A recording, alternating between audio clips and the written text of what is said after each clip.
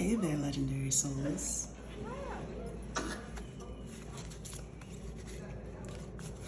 It is a beautiful morning here in my brand new home.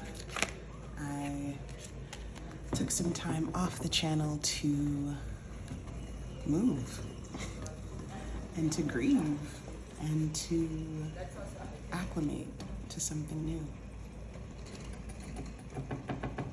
And the sun is shining, and it is just such a beautiful energy, and I wanted to read for you. So,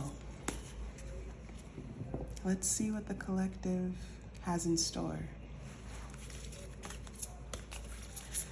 Know that if there are some upcoming transitions for you, and you really wish that you were feeling excited about them, know that the excitement is probably underneath all of the sadness and the change, or the loss of control. Got some incense going here. Right. Yep. Ah, the grief. Oh, the grief. You know, something that surprised me in terms of the level of grief that I felt when it came to this big transition of moving to this new space was how much I had felt like I poured myself into my last home. So maybe in this transition that you're experiencing too, you're feeling how much you invested, you're realizing how much you invested of who you knew yourself to be in the past, in this past relationship, this past friendship, this past career move. Wherever it was in your life, you're just like, dang, I really gave that my all. And maybe you're wondering, you're asking yourself, what do I have to show for it? I gave all of this, and all there is are these spilled hopes and dreams. All there is maybe wasted effort.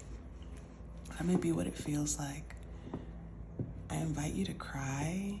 I invite you to allow yourself to feel the sadness and the anger and the betrayal and the unfairness. And then to let yourself let it go. Cancer season is this beautiful time of great nostalgia, of possibilities and movement, and of comfort and getting out of your comfort zone. Cancer season is a whole mix of so many things. As we see in the Five of Cups, there are two other possibilities here for you. There are two other things that you have invested in. If you want to weigh it, it might look like right now you've lost more than you still have. However, you still have it. You still have it. You still have all of that, all of those things that you invested in those past experiences, they're still yours. All that love you gave, you still are loving. All that, encouragement you gave, all that reliability you had, everything that you gave that looks spilled out in front of you, that feels like a loss, that feels like a waste, you still have the character traits of that energy. That is still who you are. So your affirmation: connect with others, host a movie night or have a slumber party, surround yourself with loving energy. I think especially when we are feeling the loss and the lack, it's really important to have fun, and it's really important to be with other people who see you and who value you. So if this is the space that you're in right now, have some fun. Go connect with the friend that is just always there for you, the lover that makes time for you, the people that show up for you. Do something fun. All right.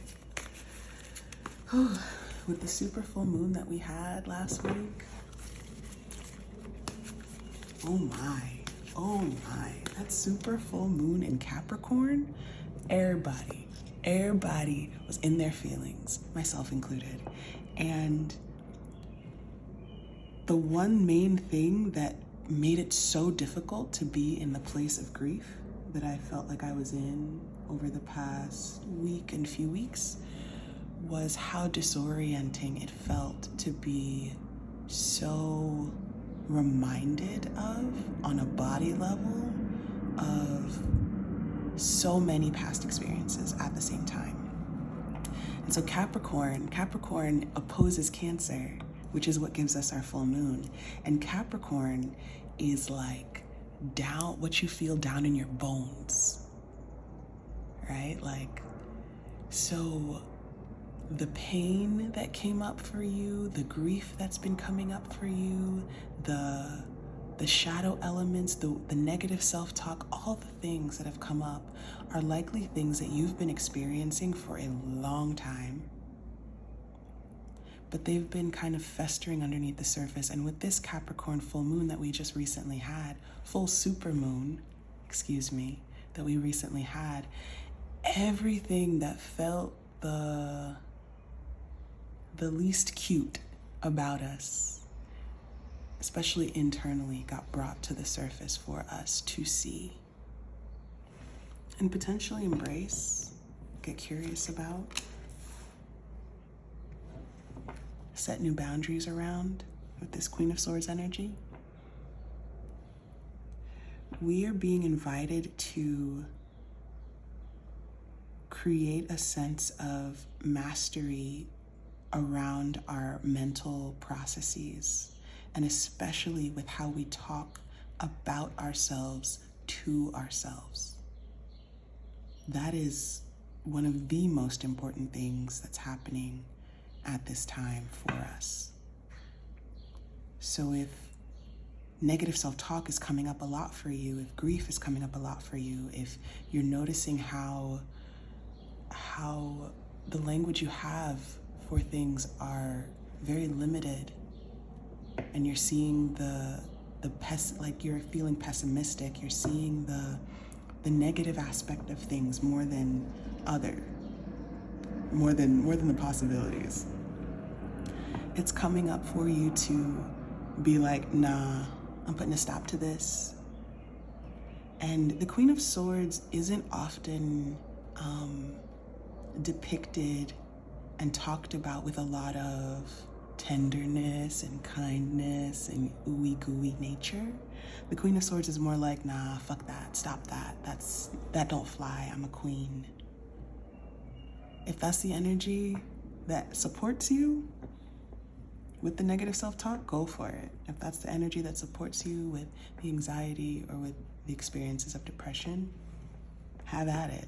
But know too that we're in Cancer season, so there will be some bounce back energy, some snapback, a snapback feature of the innermost parts of you craving some tenderness as well. So go for the Queen of Swords. Be in that energy. Allow for the negative self-talk to have limits and boundaries. Set a timer for yourself, almost like this part of you is put in timeout. But instead of it being timeout like punishment, you can set the timer and journal for that time and just see, what are all these things that are actually coming up in my mind? As much as you can, try not to run from all that you're feeling. There we go. Accept. It is what it is. Healing occurs naturally with acceptance. Make peace with what is. The only way out is through. The only way out of the spirals, the only way out of the tunnel vision, the only way out of the deep sadness, the only way out of the negative self-talk is through. Yeah.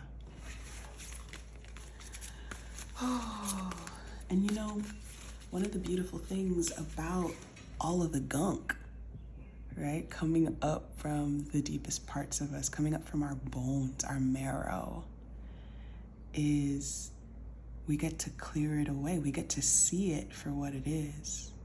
We get to recognize how much in the past that was our only existence, that was our only reality. Remember, it hurts so much right now because it's not your baseline anymore. It's not what you're used to any longer. Oh, we've got the Knight of Swords. A determined, fierce energy.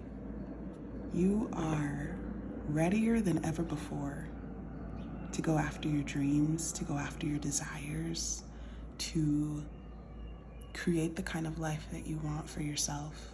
And you know that you've already been doing it. Cancer season is a wonderful time to return to what you know has worked for you. And Virgo, Mars moves into Virgo this week. So yet another reason to reconnect to routines and the systems that work for you, the rest that works for you. Dream it to life. See and feel what will soon be real. Take time to visualize the experience you want to have before any situation. So this is an energy that you can bring to your life on a massive scale if you're intending to overhaul like an area of your life. If you're intending to overhaul multiple areas of your life or your whole life, or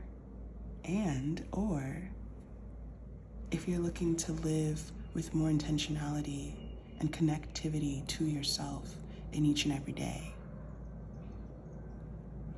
There is so much power in getting right with yourself before you act.